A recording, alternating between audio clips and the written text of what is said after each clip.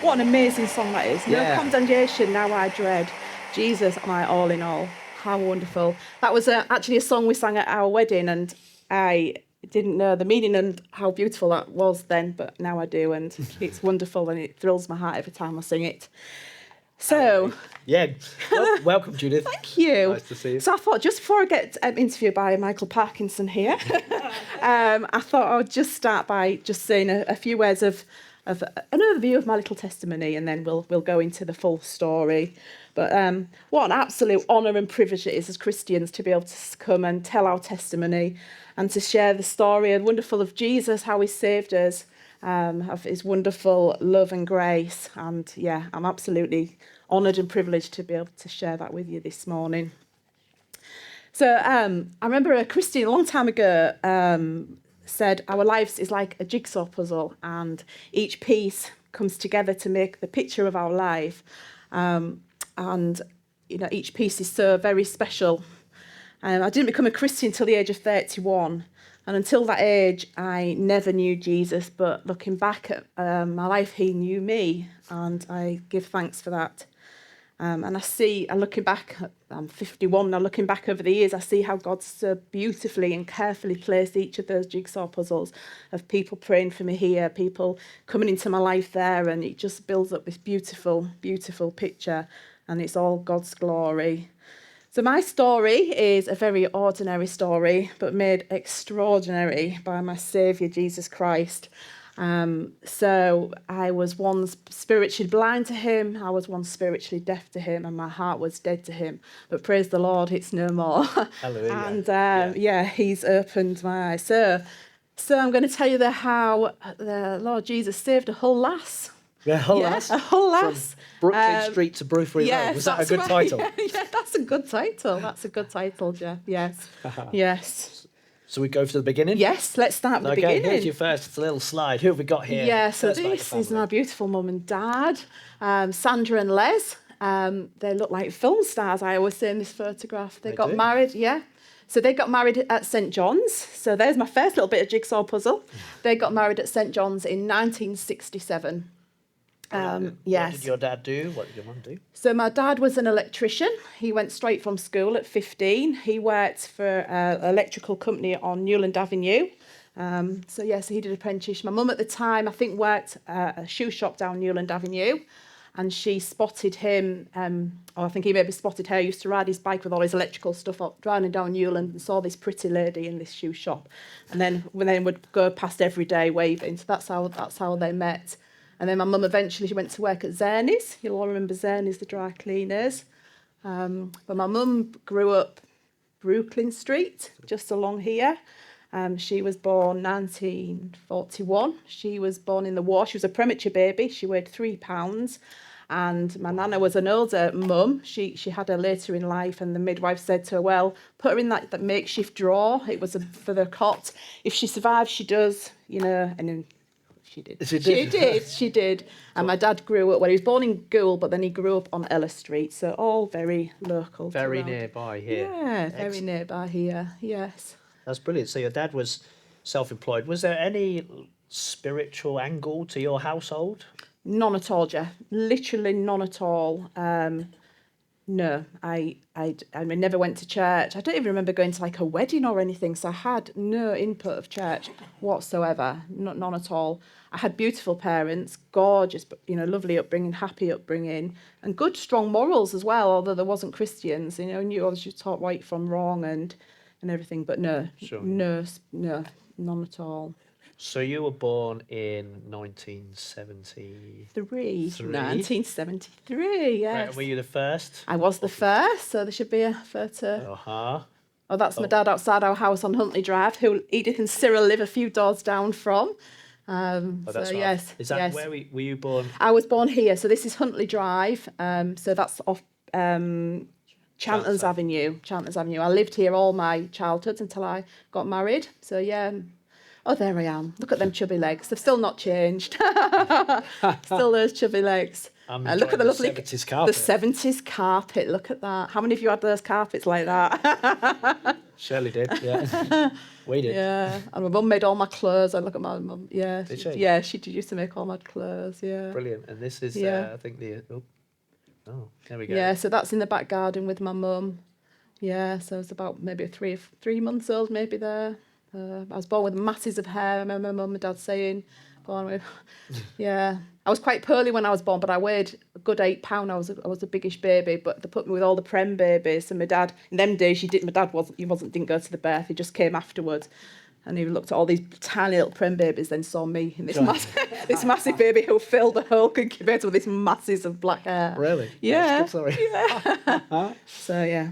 Oh, excellent. And do you have any brothers and sisters? So I've got a brother who is 4 years younger than me. He's called Stephen. I think there should be a photo of us when we were younger. There we go. Eating my Snaps crisps. And a throwback as well. So that's my brother Stephen. He's in Hull. We've never left Hull, both of us. He's a bus driver now. Typical bus driver. No hair and. Really? Yeah. So he's 4 years younger than me. So. Brilliant. Yeah. Brilliant. Yeah. So where did you go to school? I went to Bricknell Primary School, and we had primary and junior school then days.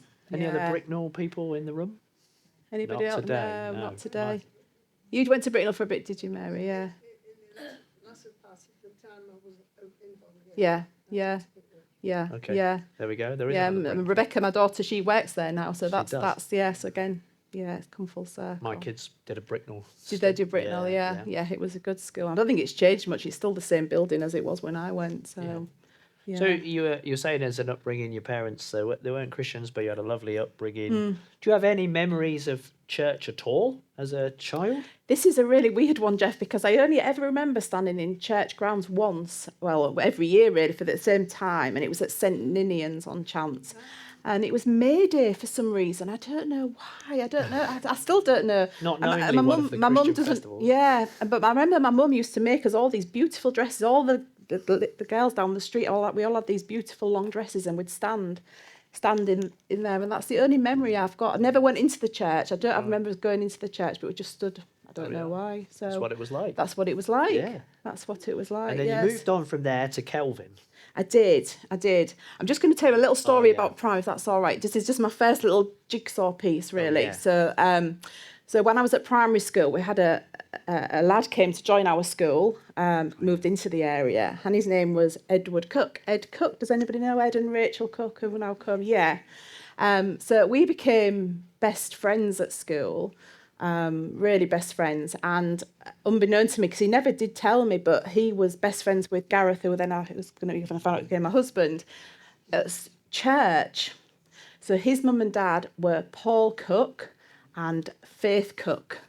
Faith Cook is an author. Has anybody heard of Faith Cook? Have you got that book? Yes. This is a Faith Cook. Yeah.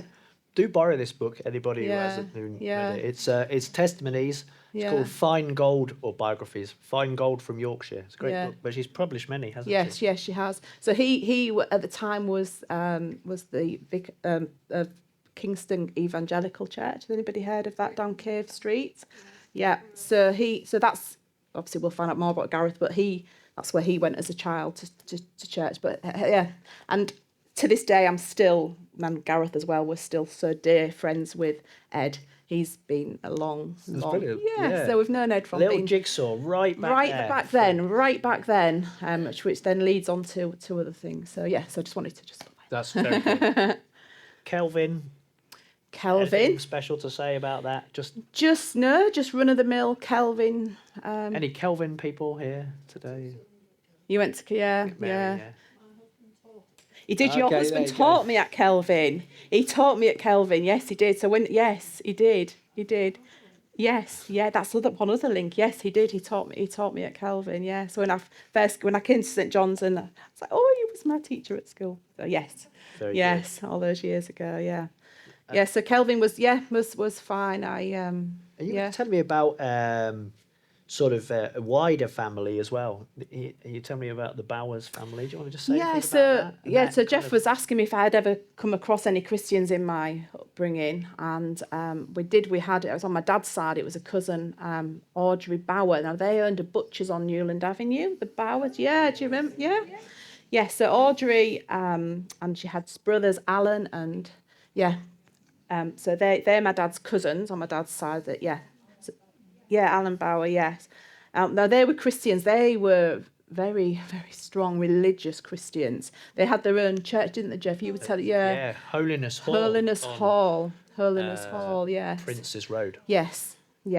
So obviously I've come from a non-Christian family. They were the kind of the extreme. So their daughter Mary was the same age as me, and she was never allowed to listen to pop music, watch television, wear makeup, wear fashionable clothes. It was so that for me as a child growing up, that was a very negative. I was, my mum found it really negative stereotype of what Christians are. All these rules I have to follow, no love or joy. I didn't see love or joy in them, but again, my eyes were close to Jesus then. So, now obviously a Christian. I mean, she's died now as Audrey, but she was a beautiful Christian lady, and I'm sure she prayed for all of us as well. She will have done. But unfortunately, I never got to tell her I'd become a Christian because she did get dementia in her later life. Right, yeah. And she never really knew who I was, and that I always think. But she knows now. She's in glory. So that's good. So again, so that was not a positive, but a little jigsaw. But a little jigsaw piece. Yes. So you went through Kelvin, and did you enjoy Kelvin? Were you bright? Where did you sit? Stuart's going to kill me, but I was actually a bit of a teacher's pet at school. See, look at his face. He's like, "Oh, are you going to be giving us some dirt, Judith?" I was like, "No, we didn't. You didn't have to wear a uniform in them days, but my mum and dad made me wear a uniform." Did they? Yeah, I got quite That's such an irony because you just talked about Christians, and then you just talk about your mum and dad. My mum always made me wear Clark shoes, and I used to hate that as well. But so I was the one in a school uniform and Clark shoes. I used to get my compass and try and scrape out the Clarks bit on the bottom of my shoes. But I always try I was kind of middle of the road, really. Want the brightest, but not the worst, really. But it didn't stop you because you got out. What did you do after? So I mean, makes Gareth laugh because he's a bit of a businessman and I'm absolutely not. But I did business studies at school and did quite well in it, really. So I think that was one of my highest scores. Don't know how, Jeff. I don't know, but. We got the opportunity to go do work experience. Did anybody else do work experience when they were at school? So you got to go for 2 weeks to wherever you'd like to go work. And I went to Midland Bank. Oh, I know. I was the talk of my family, like I'd made it. So I went to work in Midland Bank in Whitefrigate. And I just loved it. Oh, they employed so many people, but it was so. And they said to me, we do YTS schemes. Anybody remember YTS schemes? Remembers YTS? Yeah. So if you fancy going on a YTS scheme when you finish school, come back. So I did. I started working at Midland Bank in 1989. Nice. 1989 as a YTS, £29.50 a week. Yeah. £29.50 a week. I made it. Went up to 35 in the second year, I think. Did it? So, yeah. Wow. Yeah. So. Did you not? Did you used to go there, John? Did you? Well, they kept me hidden for quite a while because you had to go through the ranks before you got on the counter. But I did end up working in. I worked in Anleby branch. I worked on Princess Avenue. So I think those were the days where banking were real people doing real things with real money. Yes, they did. Yeah, when I started, Jeff, they didn't have computers at all. Everything was handwritten. So there was 12 of us who were the lowest of the thingies, and we used to sort all the checks by hand. Everything was done by hand. And you had some good colleagues, I think you said there. Yes, I had some really good colleagues. It was a happy time, really, really happy time. I used to laugh a lot. I can remember just laughing a lot. I really loved working there. It was a joyful place to watch. There's a photo of me, and I couldn't find it. I'll have to see if I can find it. I'm showing you some of me in my uniform. I had this big bow, this massive big bow, and it was a really, really lovely time. And I say they just employed so many people, Jeff, at that time. It's so sad, isn't it? And I can actually remember the day the computers came into the branch. And we were all like, these are never going to work. They was going, can you imagine one day the banks will be staff, they'll just be computers. Yeah. And it is like that now, isn't it? It's really sad. We do have one photo of you as a teen, don't we? Oh, there we go, it's me as a teenager. I think that was at Skipsea, outside a caravan. Yeah. It's like a very fine early 80s photo. Yes, I know, yeah. Yeah, it's probably about maybe 13 there. Yeah, 13, nice. Yeah. So that was a family we used to go on holiday with, and that was her daughter. That was the daughter. So, yeah. Very nice. Yes. So you're working away at Midland Bank. What's the next piece in your jigsaw then? Oh, well, it's my lovely husband. So I met Gareth just after I'd started work in 1989. I met Gareth. I was a bit naughty. I told my mum I was at a youth club, and I was actually in Gardener's Arms. Mother, if you're listening to this, I'm sorry. But yeah, so... in Gardener's Arms. I was in Gardener's. I went with my friend to Gardener's Arms. I can remember what I was wearing and everything. It was like this big bow. Yeah, I can remember really clearly. And unbeknown to me, I hadn't seen... Because I was talking back to Ed. Yeah. So Ed, we'd been through primary and junior together, but then he'd gone to grammar school and I'd gone to Kelvin. So we'd kind of lost touch at high school. We'd seen each other a couple of times. But then he walked in the pub with Gareth. So, yeah. So I was like, oh, there's Ed. So I was really excited to see Ed. And then I was like, oh, his friend's a bit of all right. So it was one of those, tell your friend I quite like him. So it was one of those situations. So, but I was with my friend Joanne. So I said, tell him to come back next Friday and we'll come and meet him. But he thought my name was Joanne. He thought he knew it was me who liked him, but he thought my name was Joanne. So that was a bit awkward at first. So I was like, so yeah. Wow. Okay. So did you meet up again? How did that work out? So yes, so he at the time was again on a YTS. He was a car mechanic at Crystal. Down Headon Road. I remember it was Crystal Motors. I remember all the adverts on Viking FM for Crystal Motors. So he was on a YTS as a mechanic at Crystal on Headon Road, and we'd agreed to meet. We'd been in the pub on the Friday, met the next week, and then we decided to go on a date to. I can't remember if it was Willis Ludlaw's at the time or Alders. Do you remember Willis Ludlaw's or Alders? It might have just changed to Alders, which is now Primark. Yeah, so we'd arranged to go for a cup of tea at lunchtime, but he couldn't remember what day we'd arranged it. So bless him, he biked from Headon Road. Thankfully, it was the Wednesday. If it'd been the Friday, he might have given up. So he biked, and we met on the Wednesday. So we went there, and then our first official date was Hull Fair. Actually, we went to Hull Fair. Yeah, went to Hull Fair. Is that in 1989? Yeah, so this was like this October '89. That's so good. Yeah. He was very shy. It's your 35th anniversary of meeting then. Yes, it is, yeah. Coming up next week. It is, yeah. He was very shy and was walking around. I said, are you going to hold my hand then? And he was like, oh.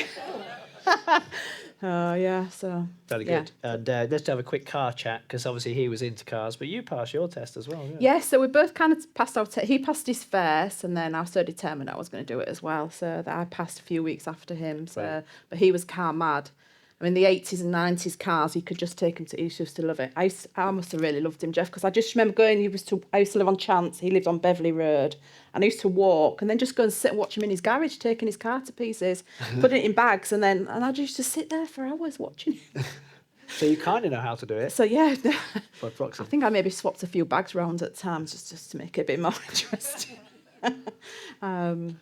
Yeah. So love blossomed and. So love blossomed. Yeah, love blossomed. So we. So after a few dates, he was asking me about my family. We hadn't met each other's family at this point, and he said, "Have you got any? Tell me about your family." So I said, "Oh, actually, I've got. My family's normal, happy." I said, "I've got a bit of weird family, and I've got back to these Christians." So I was telling Gareth that I've got these Christians in my family who don't watch television, go to church, da-da-da-da-da. And he went really, really deadpan. And I said, "What?" He said, "Judith, my family's like that." He'd grown up in a Christian family, very, very strict Christian family. He decided at that age he wasn't going to follow, but so he'd walked away from church. So he'd gone to church all his life at Gareth, and then started work, and the pull of the world pulled him away, but the Lord never did. The Lord never left him, and we will find that out later. So again, that's another jigsaw piece, and yeah. Brilliant. Yeah. Okay. So you were living on there. He was living up here. Yeah. And in due time, you decided to. You were going out for a while, actually, weren't you? Yeah. So I was only 16 when we met. Have we got some pictures of us, Jeff? Yeah. Here we go. Let's go. Let's go. That. So this was at Scarborough. This was the following summer. So we just literally got to the beach and he threw me in the sea. He threw me right in the sea. I don't know why I'm still giving him a kiss. So I've got all his friends' clothes on at this point. I was dressed all lovely. My hair was all done and he literally threw me in the sea. So, you still married him? And I still married him. Nice, he won't be able to pick me up and throw me in the sea now, that is for sure. This is a good one. Look, that was the same day. Yeah, we'd gone, look at me looking lovingly at him. It's a great picture. It's a big good picture. Very much enjoy that. And then there's another one here as well. You look like, where are you there? We're actually on holiday. We'd gone to Turkey. So I was about 19, I think, here. We've gone to Turkey. Our first time abroad. We'd never gone abroad. No mobile phones then. My poor mum and dad, honestly. So we'd gone to Turkey. That's a good picture. Yeah. Anyway, then you got married. So we met at 16 and we got married when I was 22 in 1995. Very good. So have a picture of that. Yeah. Oh. Now, who married you and where did you get married? I know. So this is a big jigsaw puzzle piece. So we got married at St John's, like my mum and dad did, because Gareth lived Beverley Road. So we just decided to get married here. Again, neither of us were Christians, Jeff. So I'd love to say my vows in front of knowing the Lord now. But so we got married at St John's and lovely Melvin married us. So Melvin had just started, and I think Shirley, you were the one who did our marriage prep and everything. So yes, I think did you start with Melvin? Because I remember. 6 months later. Yes, yeah. Yeah, well, actually, Michael Barber still did all the Virgin for about a year. Yeah, that's it. 95, August 95. I remember seeing a lady in the back room going to, and it must have been you, Shirley, yeah. Doing the actual Virgin, Yeah, so Melvin married us. So he was in his full thing is with his dog collar, his full white robes. I remember he had sand shoes on. It made me giggle. He had sand shoes on, but it was such a hot day, Jeff. And I remember, blessed Melvin was sweating. We were all sweating. It was such a hot day, but so that's like the Lord's like, yay. So yeah. Very good. Yeah. And you bought a house. Yes, so we bought a house, Ascot Close on West Hull. Gareth was a massive Hull City fan, and we moved near Boothry Park. That had a big pull. I mean, I love the house, but that was my pull. Boothry Park. So yeah, we bought. It was new built one. Obviously, I was still working at the bank at that time, so we could get a staff mortgage, which allowed us to get it, and we paid 62,000 for it in 1995. Beautiful. Lovely. Yeah. Very good. So you were married, but you didn't really have any meaning in terms of before God. There wasn't particularly. No. Just before we got married, and this was the start of Gareth's testimony, is his walk back to be with Jesus. But he was in a really bad car accident just before we was married. We just bought the house and just bought it life insurance, and it was about a week later. He fell asleep used to work in Grimsby at the time. He fell asleep on the motorway, hit black ice, and he rolled his car down the motorway, down an embankment into a pig field of all places. He ended upside down in a pig field. And for him, he remembers that time of rolling, thinking, I don't know the Lord. I don't know the Lord. And then he said that was just going through his mind so that was the start of him coming back to the Lord, yeah. But he walked out relatively uninjured. He hurt his arm and cut his head and everything, but he was relatively, the Lord really protected him, because there was nothing left of the car. It was an absolute mess. Yeah. The people behind him following him saw him do it, and they daren't go down. They thought, well, nobody's going to be alive in this wreckage. Praise the Lord. Praise the Lord. He was. Yeah. So you got married, you're living on Boothry Road. Yes. Gareth's job starts to kind of step up a bit in terms of... Yeah, so he worked for a finance company called The Associates. Very, very high-pressure job for somebody so young as well. But he just kind of flied, really. He became a manager, then an area manager, really, really high.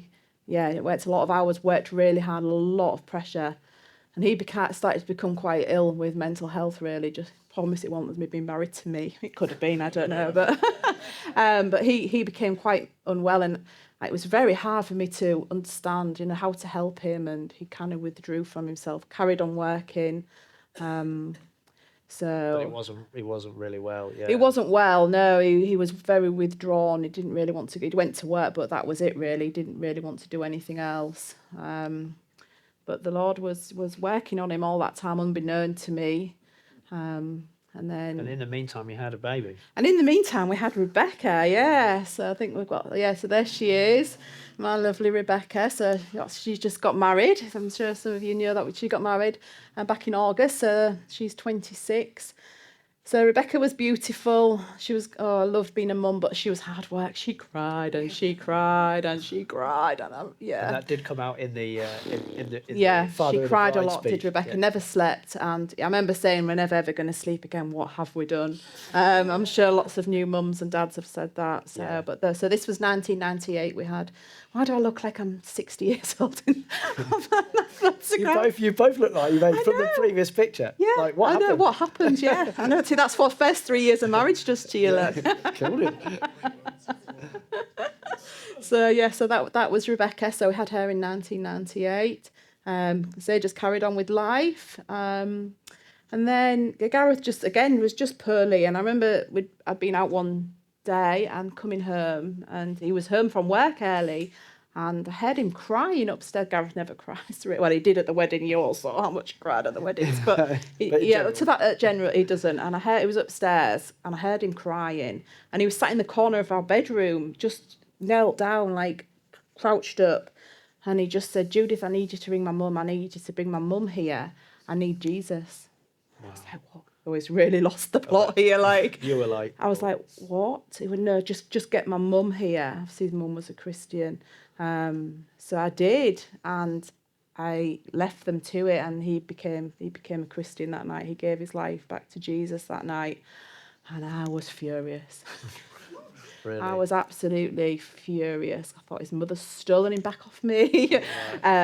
Who is this God? And I'm so ashamed how I reacted to, for him was, which he told me was the most important day of his life. And I didn't understand why that wasn't our wedding day or the birth of our child. Why was that day the most important day of your life? Yeah. But like now my eyes are open and I completely get it now, but not then, no. So he So it must have affected your relationship, kind of. Yeah, it did. I mean, Gareth, I'm so blessed. He's been the most wonderful husband, and I felt cherished every day of my... every day. I feel cherished and loved, and that never changed. But his love for the Lord was more important than me, and as it should be. The Lord was his number one in his life, and that's what I found the hardest thing, really. Yeah. So he started going to church, to Bible studies, to prayer meetings, and I just thought he's taking valuable time away from me and Rebecca. Why? And then he wanted to go to church twice on a Sunday. I was like, but it's not once enough, Found that. He went back to Kingston, which is where he'd grown up. He went back to Kingston. And then he took the Rebecca along as well, is that right? So then he started taking Rebecca along with him, which I then quite enjoyed. I had a Sunday morning to myself. It was quite pleasant. A couple of times I went and, just at the end and went into the church and just thought, no, this is definitely not for me. It felt a very cold place and, I don't know, very Sunday best, as as some churches are, and there's nothing wrong with that, but... Yeah. My opinion was, I'm never clever enough to be a Christian. They all read this Bible. I've never even opened a Bible in my life. So clever. These people are so believably clever. And I absolutely am not. And I thought, no, definitely. Yeah. And then you went on to have Bethany. Yeah. Who's with us today? Yes. So this is with Bethany. So she was a millennium baby. She was born September 2000. And she was the complete opposite to Rebecca. She did nothing but sleep. Still isn't she, Josh? What's she like? Yeah, she still has an afternoon nap, doesn't she? I was like, what's going on? This baby never wakes up. We just think, oh, I'm going to have to feed her. She just used to sleep in the Mersey's basket. Rebecca running around like she did. And she just slept through it all, and it never changed, sweetheart, did it? No, it didn't. So, but it's great to have you here today. So how blessed was we? 2 daughters. It was wonderful, and Gareth was definitely meant to be a girl daddy. Definitely. How you like that? Definitely playing dolls and having his nails painted and all that malarkey. But he was wonderful. He was lovely. Yeah, he was. So he was taking them both to church at this point. So he was taking. So he took them both. Do you remember Bethany going? You probably don't. Do you remember going to Kingston? A bit young, weren't you? But so they used to go. But there wasn't really families there. It was a lot of elderly. Old people. So I think Gareth, and at this point Ed had started because he'd walked away from the Lord as well, and so he started going back to church as well. So there was Ed going back to church, and Gareth had become a Christian. Ed hadn't at this point, but started because Gareth had said you must come back. So Ed did come back to Jesus. But then there's myself and his wife Rachel, who wasn't nowhere near the Lord. Yeah. So take us through kind of what happened next then. So Gareth, knew he was praying for me. I didn't want him to pray for me. I thought I don't need prayer. I was in a really dangerous position, because I didn't know the Lord, but I didn't even know I needed the Lord. And that's a really dangerous place. I never even give him a thought. Never thought. Growing up, never thought about him. Never, it wasn't even in my radar. I'd had a good life. I had a lovely marriage. No, I didn't. And please pray for your non-Christian. Talk to them, tell them, and it is so important because I literally knew nothing, Jeff. Literally nothing at all of the Lord. I'd never opened a Bible in my life. I'd heard stories at school. Again, just didn't mean anything. So yeah. And I think in 2003, I've written down here. So Gareth carried on going to Kingston, took Bethany and Rebecca, but then he decided on Ed as well that there wasn't much for the children, and they kind of maybe thought they needed to maybe find a different church, so they could take the children. But the children, he wanted the children obviously to grow in Jesus, of course, and he didn't feel there was anything at Kingston. So they looked around and they found Living Hope on Linear Street. Does anybody know where Linear Street, opposite Hull Royal Infirmary? Yeah. So him and Ed went one Sunday, came back, said, Judith, you've got to come. It's the most beautiful place, beautiful families. The Lord is, the Bible's opened faithfully. You must come. So he'd been asking me a long time to shut him up, Jeff. I said, okay, I will come. I just found out I was pregnant with Lydia. Right. So this was 2003. I found out I was pregnant with Lydia. So I said, okay, I'll come, shut you up. And and I just walked into it and felt the presence of Jesus straight away. There's something, the people were so welcoming, just beautiful. The music was gorgeous. The worship was nothing I'd ever heard before. They were cheerful, they were joyful. And I thought, this is actually nothing what I thought church was like. This was nothing what I thought church was like. And continued to go each week. I went because I enjoyed the people, I enjoyed the company, and I enjoyed the music, although it didn't mean anything to me. I just enjoyed the music. Sure. So kind of a new stage in that you were now going to church, but that hadn't clicked yet. Yeah, so I hadn't clicked. But Gareth was just thrilled, as he would be, that was actually coming. Gareth's mum was thrilled that I was actually going. But again, I was like, well, this isn't for me. I'm just coming. I'm quite enjoying it, but I was happy enough. Yeah. So I would, Let's put Lydia. Oh yeah, there's Lydia. Yeah. So there's Lydia. She was born January 2004. So my whole pregnancy of going to church was. I went to church right throughout my pregnancy, and the word of the preach started to do something to me, and I was like, oh, I talked to Gareth in the week about my questions and things, and the Lord always seems to answer them. I didn't know it was the Lord. I would say, you've been talking to Pastor John, you've been telling him what I've been telling you, my inner thoughts, you're telling him. And he said, Judith, I haven't. And it wasn't, it was the Lord, like, staring me and working me. And it happened so many times, I thought, there's a big hand pointing. Everybody knows this is about me. Everyone knows this sermon's about me and this sinner, and I didn't know I was a sinner. And that happened quite a few times, but I just thought, no, I can't do it. I can't become a Christian. I'm not clever enough. What will my family say? No, I'm not going to be able to live this life. No way am I going to be able to live this life. So I just kept, he was talking to me so much, but I didn't respond. Right. Then Lydia, it was quite a tricky start, wasn't it, when Lydia was born? Yeah, so Lydia was born first thing in the morning, and stupidly I went home in the afternoon after having her. I took her newborn baby home in the afternoon, and she became really, really, really unwell through the night. So the midwife came back the next morning and said, this baby's very unwell, we need to rush her straight back in.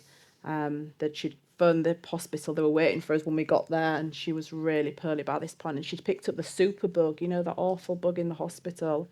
She'd picked that up. She was so poorly, they took her straight off me, did a lung puncture test, didn't know if it was meningitis at this point.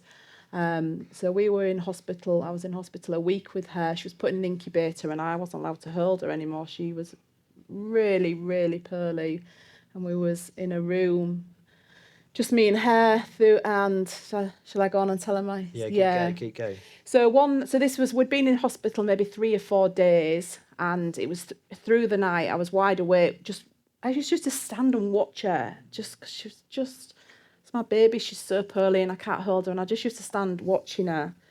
And this particular night, right in the middle of the night, I just felt, obviously didn't know the Jesus at the time, felt these unbelievable arms around me. In fact, they were so strong and real. I thought Gareth had come in. It was that so strong, and it held me for it felt like a long time. These comforting arms, and I didn't know what was going on. And I thought, what's going on? I don't know. I know now it was Jesus with his arms around me. I know it was. I absolutely know it was. Think we've got this. Yeah. It's going to be good. And then the next morning, my pastor, he had been seeing me, but then he came first thing in the morning before breakfast. Again, what an amazing jigsaw piece. I was telling Pastor John, and he said, "You do know who that was, don't you, Judith?" I said, "I think I do." And he said, "Yeah, it's Jesus putting his arms," and it was. And nobody can ever tell me that wasn't real, because at that time it was. But again, stubborn me. I was like, no, I felt you, and I still can't do it. So I was scared. Scared. I couldn't live the life. But Jesus, we come as we are, don't we, Jeff? Yeah, we do, yeah. We come as we are, absolutely. Yeah. So Lydia obviously recovered, got home. Yeah, Lydia recovered. She was, got home and then back into life. And then she was about a month old, and I said to Gareth, I really need to go to church tonight. Can you look after the children? 3 children. I thought, what am I going to come home to? But anyway, I did. I went to church on the evening. Left Gareth at home with the girls, and the sermon was Revelation. We've got it up, Jeff, haven't we? Yeah. Revelation 3:20. Behold, I stand at the door and knock. If any man hears my voice, I'll open the door and will come into him, and he will sup with him, and he with me. And then the pastor also went on to say, the Lord is so patient, so kind. He's not going to force his way through that door. You've got to open that door. And one day he might shut that door and never open that door again. And it was like lightning struck me. and I actually stood up and cried and put my hands in there and said, I hear you, Lord. Wow. That's a beautiful moment. Yeah. And that was a night, and so emotional, and I literally felt the scales come from my eyes that night, and my heart alive, and everything I'd heard all those years, all those tiny little jigsaw pieces, they all just went, and it was an amazing night. Yeah. And I've just got to add something else to that night as well, because we talked about Ed and his wife Rachel had also not been with the Lord, both of us. I didn't actually know she was behind few rows behind me at the same service, and she was doing exactly the same. We both got saved on that night. Both of us, praise the Lord, and we're still both of us going strong with the Lord 20 years later. So so we were both, yes, our husbands that night were rejoicing. Yeah, I bet so. Yeah. Did you ring Gareth or did? Yes. So the service finished, and the pastor took us into the back room, and we prayed with Pastor John, and knew my sins were forgiven. I knew I was a sinner. And I knew I needed forgiveness, and I knew the Lord had saved me in every possible way, because I didn't know I needed saving, and He did. And so we rang Gareth up. I couldn't speak for crying, but told him that the Lord had saved me, But he must have been absolutely thrilled, because I mean, if you speak to Gareth, he prayed faithfully, but he said my humanness thought it would never happen, and his mum the same, I think, his parents the same. Sure. That it was we do pray, and I pray for my family, thinking it's never but we sometimes lack faith. And it's all in God's timing, isn't it? It's all in His beautiful timing. Beautiful. That's wonderful. What a wonderful salvation. Yeah, absolutely. Tremendous. Now, you were still working away at the bank.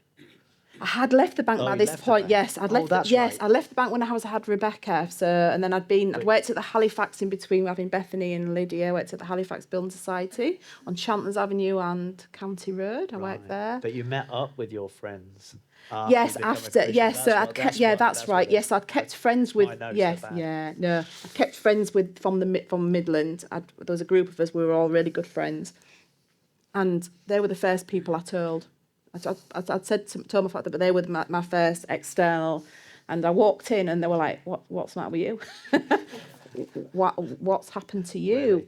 Really? It was a visual. I don't think I've stopped smiling since, actually, Jeff. To be honest, I call you Smiley Judith. Yeah, it's and I explained. I thought they're going to laugh me out of the house. I thought they're going to laugh, but they didn't. They were really respectful, and they wanted to know how it happened and how I felt and what and why. That's good. And then you got stuck in serving. Obviously, you're a mum of 3, so you're busy at this point. Yeah, we did get stuck in. It was a small church, so we did. So I was straight into youth leaders. We went straight. Yeah. So there was me and Gareth and Gary and Karen Cunningham. Gary who plays. He did it So there was us 4, and one of our very first students was Abraham Overboard. Do you remember Abraham? Who now preaches and is the most godliest man, and we just give him thanks. Thanks for that. Yeah. I've got a picture of him serving at holiday. Oh yeah, so so there we are. That's one of our holiday clubs we was doing. Yeah, so there's me and Abraham. Yeah, captains of the holiday club we did. So I'll show you the other pictures. So that's one of the holiday clubs. That's all the staff doing it, but we had some joyful weeks doing that. Bethany, you'll remember the holiday clubs, won't you? There was so much fun. It's Linear Street, if any of you know it. It's a very, very rough area. It's very, very rough. But do you know what? The Lord was working in them so much, and we used to get so many children coming to the holiday clubs. We used to do a club on a Tuesday for primary schools. We used to get 70 kids, and that, obviously that opened the doors to relationships with the parents and the families, and we had a wonderful relationship with them. It's a scary place around there, but I never once felt scared walking around there. I felt God protected us, and we kind of had the respect of the community, even though I know, Jeff, you asked me, didn't you, did anybody live in the community there? And no, we didn't, but we were there every day. We was a constant there. And people said who worked, Christian said, this place is the light in this darkness of this. Because next, I mean, Edith and Cyril bless them, they moved from Grimsby to come to us. But when we took over the pub, Edith, didn't we? So there was the church, and then there was a pub, which was the Den of Inequity. Is that the right word? Yeah. It's like, it's the wrong word, Mother. But anyway, and praise the Lord, we took it over. Yeah. We bought it in for the Lord, and that day was tremendous. Great. Because there was like this hold on that estate had been lifted and replaced by the light of Jesus. It really was a tremendous day. I mean, there's a video somewhere on the internet of us going in that day, singing, praising Jesus. and what's gone on in that place over the years, and now it was for the Lord. Yeah, that's good. And you got to do some serving with Stuart Elliott, didn't you? Yes. Have we got any Hull City fans in today? Do anybody of you know Hull City? So Stuart Elliott was he was a Northern Irish football player, and he came to Hull to play for Hull City, and he came to our church, and he ended up actually being a second pastor of our church. He was I love Stuart. So gorgeous. It was quite a handsome man, though, thingy. So that was his fame as a thing. It was our way of getting. We went into. Me and him went into schools, which, in my own strength, absolutely not. But the strength of the Lord, we went into Hesel High a lot. We managed to do assemblies, go into classes. We took classes. We went to a primary school on Greenwood Avenue, and it was a regular thing. And I used to go in with Stuart. The teachers, the female teachers, would try and be really cool when they first saw him, and then these little giggly girls would come out in them because, it was Stuart, and I bet they were thinking, who's that with him? What's she doing here? I've got to just share this one really funny story. We'd gone to Greenwood Avenue School, and they were opening a new part of the school, so they'd got the Hull Daily Mail there, and Stuart was going to cut the ribbon. And he rang me on the way. I was driving there. He said, Judith, I'm not going to be able to get there. He said, I'm not very well. I was like, oh. I said, the Hull Daily Mail are going. He went, well, you'll have to cut the ribbon. I was like, but they're expecting a footballer. They had all the kids were there ready for their autographs, and there was me turned up, cut the ribbon. I actually did it. And they were like, the disappointment in the kids' faces was like, what? Who is this woman? Oh, it was awful. I was like, Stuart, you were me big time. You were me big time. But we had great times, Jeff. We really did. We really did. We went in, and the main thing we taught them, the children, was the 10 Commandments. And so I'm just going to, you can come and have a look at this later on. As you know, Gareth, my husband, he sells antique books, and he was telling an American guy, one of his dealers out in America, that we was going into the schools teaching the primary school children the 10 Commandments. And he sent me this. It's a 17th century leaf out of a Bible, and it's of the 10 Commandments, but it's just beautiful. 17th century, yes. Yes, it'll have been from the 1600s. Gareth said it'll have been in black and white then, but it's been painted maybe 100 years later. It maybe was painted, but it's beautiful. And I used to take this into the school to show the children. So that was, nice. that was really lovely. But we had wonderful opportunities to talk to the children, teach them the gospel, and the teachers as well. You do. Yeah, you're definitely teaching the teachers. Definitely teaching the and they were very respectful, and we went in a lot. That's we really really good, did. We really did. Yes. We did the Lord's Maid Parade one year as well. That was a good. Do you remember that, Bethany, doing the Lord's Maid Parade on the float? On the float, yes. We preached the gospel on the float and went all around Hull. That was a brilliant day. Yeah, that was a good day. Excellent. That was a good day. But how on earth did you get from there to St. John's? Yeah, so I was saved at Living Hope, and it was our life for the children were being little. So we was there maybe 9 years, but slowly and surely, we got so much involved with the work, we took our eyes off the Lord. The people there, we were such a close knit family, but we just relied too much on each other and not of the Lord, and it kind of started to break down really, which was just. I mean, Edith and Cyril were there with us, and it was such an awful hard time, wasn't it? It was. I would say it was one of the hardest things I've ever gone through, was leaving Living Hope. But thank the Lord, my walk with Him never faltered. Hallelujah. Our relationships broke down at the church, and for the children's sake, the children they were at that age where they could have walked away, and I thought, this is not good that we're going to church and we're coming home and we're complaining, and it just wasn't right. It wasn't healthy. We needed to be in a church that we wanted to be there. So we made a really, really, really hard decision, and it was a hard decision. Prayed about it to leave Living Hope, and to find a new church. And how were you intending to go about that? So we said, right, okay, because we'd worked there for 9 years, and we'd worked really hard. We'd served, and every part of that was joyful. But we had. So we said, right, we're going to visit a few different churches. Just stay out of the background, sit in the back. See, we need to find a good Bible teaching church. We need one that the children are going to come and to know the Lord in, and so that was our intention, to try different churches, but just stay in the background. And Gareth and Ed came. Gareth said, "Why don't we try St John's? Where we got married?" It's like, really? It's that Church of England? So he said, I'm going to go. So he went, and he came back just like, "Judith, we don't need to go anywhere else. This place is amazing." John and Anne Emerson met him at the door, and he was blown away by their wonderful greetings. And he met Melvin, and obviously then realised it was Melvin who'd married us. He just was blown away by the warm welcome of everybody and the teaching that night. So he came home and said, "Judith, we've found our church. We don't need to go anywhere else." I said, "Well, hang on, let's not rush." I went the next week. John and Anne Emerson remembered his name, which blew him away. It was all these people in this church, and they've remembered mine. So that's really important. That was a really big. John had his little book. John had his little black book, didn't he? And obviously I come, and then we never left. We just stayed there. Gareth was a treasurer at our Earl church, and I remember coming, and the first service we came as a couple. It was your annual thing, so the books had come up, and I remember whispering to me, going, "Oh, can you ever imagine being a treasurer? I'm never going to do this here." Within about 3 weeks, Melvin was like, "Hello." He was thinking, and that was so funny. But and now he's doing it with Penny. And now he's doing it which is with great. Penny, yes. But yeah, so that was our start. We do need people like that. So thank you. Yeah. So then you started to thrive and to serve in different ways. Yes. Including on this lovely team. No, yeah. So I'd worked. We'd had a preschool at our previous church, which I'd worked at the Christian preschool there. So I went and volunteered at St John's preschool, which I loved, and then got stuck into Sunday school. So again, quite a lot of children's suite. Yeah.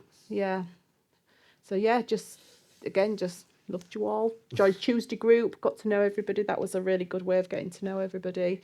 Told lots of my lovely friends, Judith and Cyril. Yeah. You've got to come, because I knew there was you were still there at this point, wasn't you? Well, Not happy. I rang you on the Sunday lunchtime for something, I can't remember why. You said, "Gareth wants a word with you." And he said, "Get yourself down to St John's." I thought of you the minute I walked in the door, and it's for you. Yes, So you did. To the night. You came, and you've been ever since. That's how haven't Edith you? and Cyril got to St John's through Gareth. And then we brought a few more with us. We rang a few more up, and they came. So so that was good. We were blessed. Very blessed. Very good. Yeah. So, in terms of what you would say to these lovely people, we've seen how God has literally grabbed you from nowhere. Nice life, but spiritually nowhere. Pray, is it? That's it. Yeah, just pray and don't be frightened to speak. I'm talking to myself here, because none of my family, none of them have become Christians. My parents haven't. I know when Edith and Cyril moved, because I'm just going to tell a little bit of your story. Edith and Cyril moved from Grimsby they came visiting Living Hope and loved it, and decided the Lord was sending you to, so they moved to Living Hope.